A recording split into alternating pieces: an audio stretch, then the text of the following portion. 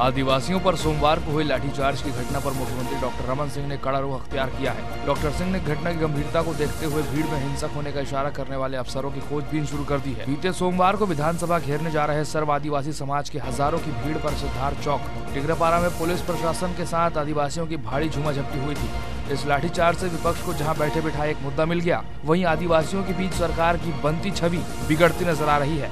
अब ऐसे में सरकार भीड़ को उकसाने वाले अफसरों की खोज करने में लग गई है। अब किन किन के नाम सामने आते हैं और उन पर क्या कार्रवाई होती है, ये देखना दिलचस्प होगा।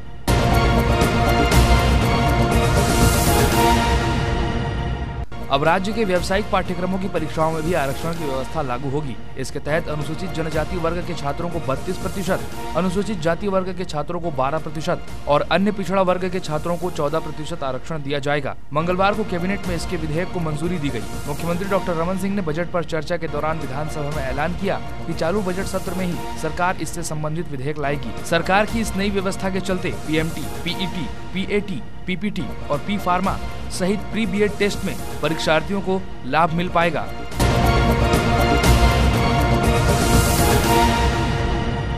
आदिवासियों पर लाठीचार्ज किए जाने के मामले में कांग्रेस विधायकों ने मंगलवार को विधानसभा में जमकर हंगामा किया। हंगामे के कारण 2 बार सदन की कार्रवाई स्थगित करनी पड़ी। नारे लगाते हुए गर्भगृह में जाने के कारण कांग्रेस के 29 विधायक सदन से निलंबित कर दिए गए। हालांकि 15 मिनट बाद ही विधानसभा अध्यक्ष धर्मलाल कौशिक ने निलंबन समाप्त कर दिया, लेकिन कांग्रेसी विधायक नहीं लौटे। विपक्ष की तमाम बातों का जवाब देते हुए प्रदेश के गृह मंत्री ने कहा कि आंदोलनकारियों के हमले में पुलिस के अधिकारियों के साथ कर्मचारी भी घायल हुए। उग्र प्रदर्शनकारियों को रोकने के लिए बल प्रयोग किया गया।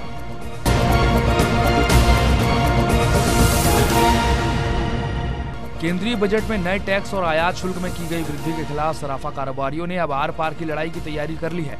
4 दिनों से दुकानों को बंद करके आंदोलन कर रहे कारोबारी साफ तौर पर यही कहते दिख रहे हैं कि मांगे पूरी नहीं होने तक दुकानें नहीं खुलेंगी। वहीं अगर 4 दिनों से बंद व्यापार की बात करें तो 100 करोड़ रुपयों से ज्यादा के कारोबार प्रभावित हुआ है। केंद्र शासन ने अगले वित्तीय वर्ष के बजट में सोने चांदी पर लगने वाले आयात शुल्कों को बढ़ाकर 1 से 4% कर दिया। इसके अलावा 0.3% उत्पाद शुल्क के रूप में नया टैक्स लगाया गया है। सराफा व्यापारियों का कहना है कि इस तरह के टैक्स से सोने की तस्करी को बढ़ावा मिलेगा। वहीं कारोबारियों के इन प्रदर्शनों के चलते लोगों को भी खासी मुश्किलों का सामना करना पड़ रहा है।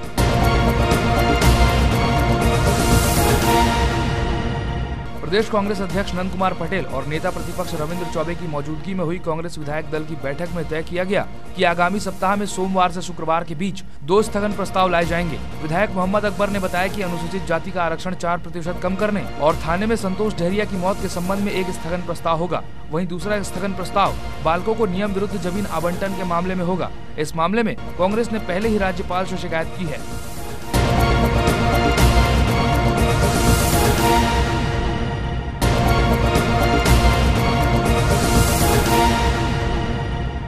कर्नाटक के बाद अब गुजरात के विधानसभा में पॉर्न फिल्म देखने का मामला सामने आया है। बीजेपी के 2 विधायक शंकर चौधरी और जेठा भाई भरवाड़ पर विधानसभा में बैठकर अश्लील फिल्म देखने का आरोप लगा है। जब विधानसभा अध्यक्ष के ध्यान में ये बात लाई गई तो उन्होंने इन विधायकों के खिलाफ कोई सख्त कदम उठाने की बजाय विधायकों को केवल ऐसा न करने के लिए कहलवा दिया। विधानसभा की कार्रवाई के दौरान हुए इस कांड के चश्मदीद गवाह बने प्रेस गैलरी में बैठे पत्रकार। वहीं जिन विधायकों पर आरोप लगा है वे इससे साफ तौर पर इनकार कर रहे हैं। आरोप है कि सदन के पहले सत्र की बैठक पूरी होने के करीब 1 घंटे का वक्त था, तभी शंकर चौधरी हाथ में टैबलेट लिए आए और जेठा भाई भरवाड़ के पास बैठ गए। जेठा भाई भरवाड़ सर्फिंग करके टैबलेट पर अश्लील फिल्म देखने लगे। उनकी यह हरकत प्रेस गैलरी में बैठे पत्रकार भी देख रहे थे। पत्रकारों ने ये बात विधानसभा अध्यक्ष तक पहुंचाई, लेकिन कार्रवाई करने के बजाय उन्होंने दोनों विधायकों को टैबलेट बंद करने का निर्देश भिजवा दिया। गौरतलब है कि इससे पहले 7 फरवरी को कर्नाटक सरकार के 3 मंत्रियों द्वारा विधानसभा कार्रवाई के दौरान मोबाइल पर पॉर्न क्लिप देखने की बात सामने आई थी। इसके बाद तीनों मंत्री लक्ष्मण सावड़ी, CC पाटिल और कृष्णा पालिमर को पद से इस्तीफा देना पड़ा था और जांच के लिए विधानसभा के 7 सदस्यों की कमेटी बनाई गई थी। कमेटी में शामिल बीजेपी के 4 सदस्यों में से एक नेहरू ओलेकर ने कहा था कि घटना वाले दिन 15 से अधिक विधायकों ने विधानसभा में अश्लील क्लिपिंग देखा था।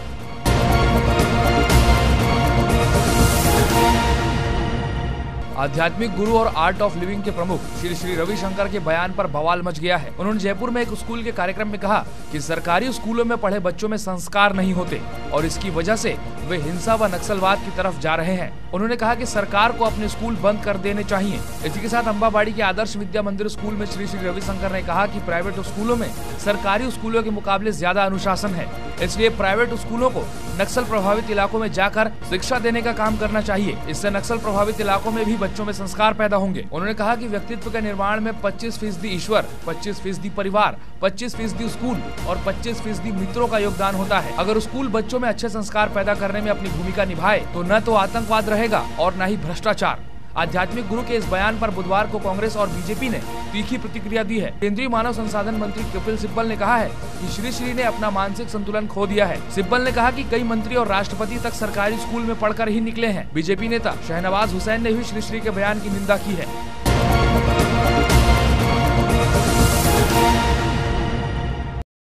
केंद्र ने समलैंगिक मामले में सुप्रीम कोर्ट में अपना रुख स्पष्ट करते हुए कहा कि इस मामले को अपराध के दायरे से बाहर रखने में कोई गलती नहीं है। अटॉर्नी जी.ई. भानुमति ने कोर्ट से कहा कि समलैंगिकता को अपराध के दायरे से बाहर रखने का दिल्ली हाई कोर्ट का फैसला हमें मंजूर है। केंद्र ने कोर्ट से कहा कि आम सहमति से समलैंगिक संबंध बनाने को अपराध मानना मौलिक अधिकारों का उल्लंघन है।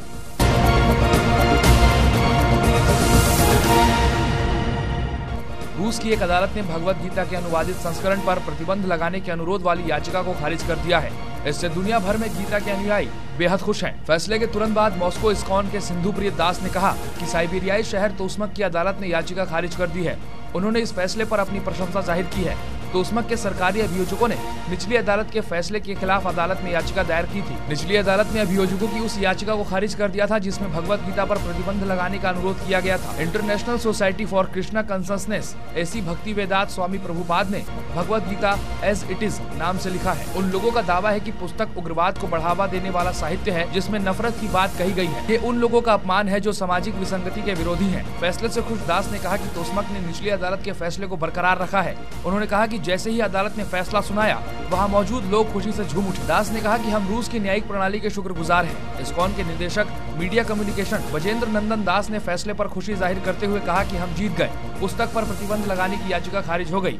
तोस्मक की निचली अदालत ने पिछले वर्ष 28 दिसंबर को भगवत गीता पर प्रतिबंध की मांग करने वाली याचिका खारिज की थी। भारत ने उस समय फैसले का स्वागत करते हुए कहा था कि ये संवेदनशील मुद्दे का सतर्क समाधान है। जून 2010 में दायर मूल याचिका में भगवत गीता के अनुवादित संस्करण पर प्रतिबंध लगाने का अनुरोध किया गया था। इस मामले की सुनवाई को लेकर दुनिया भर में तीखी प्रतिक्रिया हुई थी।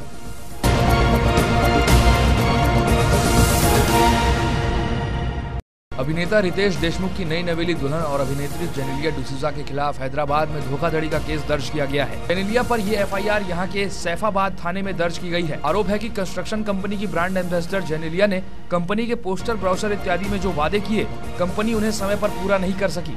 इस मामले में रियल एस्टेट फर्म से जुड़े 5 अन्य लोगों पर भी एफआईआर दर्ज हुई है। जानकारी के मुताबिक रियल एस्टेट कंपनी ने पीड़ित तिरुपथैया से शहर के बाहरी हिस्से में स्थित महावेश्वरम मंडल में एक डुप्लेक्स मकान बनाकर देने के मामले में धोखाधड़ी की।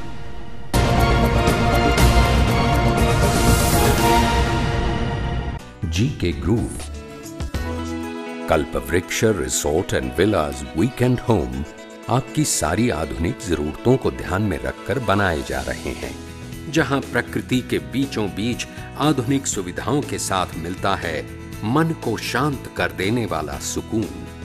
ऐसे वातावरण में रहकर आप अपने अंदर एक पॉजिटिव एनर्जी को महसूस करते हैं। पॉजिटिव एनर्जी जो आपके जीवन में पॉजिटिव एटीट्यूड डेवलप करती है और फिर आप अपने जीवन को और बेहतर बनाने के बारे में सोच पाते हैं। And it's a fact that nature has a tremendous source of positive energies. यहाँ आपको अपने और अपने परिवार के लिए प्राकृतिक वातावरण में प्लान किए गए रिसोर्ट के साथ साथ लेटेस्ट टेक्नोलॉजी पर आधारित मॉडर्न विलास भी मिलेंगे। आपकी जरूरतों को ध्यान में रखते हुए कल्पवृक्ष में 4 प्रकार के विलास बनाए जा रहे हैं। Type A villa, type B, type C, type D यानी 4 BHK विला, एंट्रेंस में veranda, living, modular kitchen, guest powder room के साथ बेडरूम्स दिए गए हैं। एंड गेस व्हाट, आपको आउटडोर पूल भी दिए जा रहे हैं। Don't you think that's really a dream home? Fully furnished in villas का मेंटेनेंस भी प्रोफेशनल्स के हाथों से होगा, यानी आपको अब मेंटेनेंस की भी टेंशन नहीं। तो फिर अब देर बस आपके यहां आने की होगी।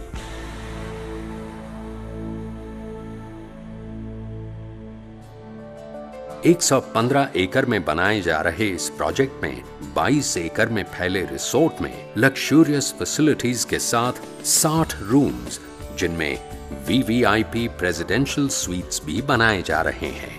इनके अलावा comfortable Vilas, swimming pool, health spa, mini golf course, jogging tracks and landscape parks, kindergarten, gymnasium, 24-hour power backup in common area, multi-cuisine restaurant and bar, along with places where you can discover your own solitude, which fulfills your deep inner longing for peace, for silence. Kalpavriksha resort and villas ring road number 1 से केवल 14 kilometre और airport से सिर्फ 20 minute की drive करके आप कल्पवृक्ष resort and villas पहुंच सकते हैं।